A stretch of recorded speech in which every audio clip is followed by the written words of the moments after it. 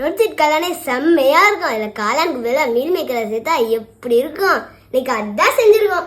Meal மேக்கரை சுடுதண்ணியில போட்டு நல்லா clean பண்ணி தண்ணி இல்லாம புளிஞ்சு எடுத்துருக்கணும். இதை சின்ன சின்னதா பிச்சு எடுத்துக்கலாம். இது சில்லி மாதிரி பொரிச்சு எடுத்துக்கலாம். அரிசி மாவு, கார்ன்ஃபிளவர் மாவு, தேவைப்பட்டா மைதா மாவும் போட்டுக்கோங்க. சிக்கன் மசாலா, மிளகாய்த்தூள் போதுமா? போதும். வச்சிரு. இஞ்சி பூண்டு பேஸ்ட். ஹலோ லட்சுமி. தேவையான அளவு உப்பு போட்டு சில்லிக்கு பொரிக்கிற மாதிரி பனஞ்சு எடுத்துக்கலாம்.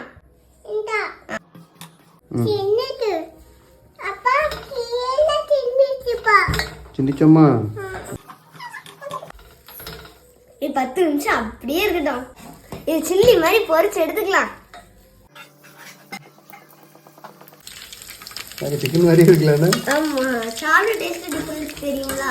அம்மா இதே மாதிரி செஞ்சு கொடுத்துருக்கா. ஆனா இதே மாதிரி இது மாதிரி தெரியல. அம்மா புதுசா செஞ்சு கொடுப்பா. அம்மா செஞ்சு கொடுப்பாளா?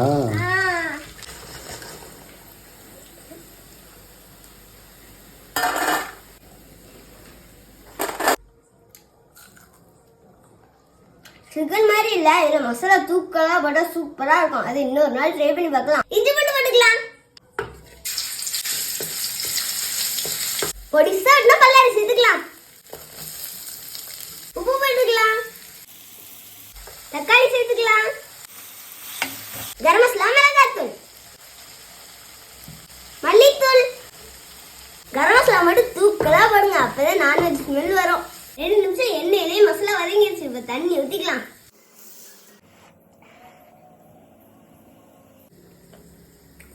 உப்பு காரம் எல்லாம் கரெக்டா இருக்கு. இன்னும் 5 நிமிஷம் இருக்கு கரெக்டா. எல்லாரும் இப்படியே எடுத்து திட்டு காலி பண்ணாச்சுன்னா அவ்வளவுதான். இது இப்படியே முடிஞ்சு போவோம். கொஞ்சம் கார்ன்ஃபிளவர் மாவு கலக்கி ஊத்திக்கலாம்.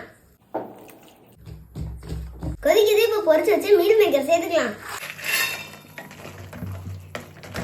ஆஃப் பண்ணிடலாம்.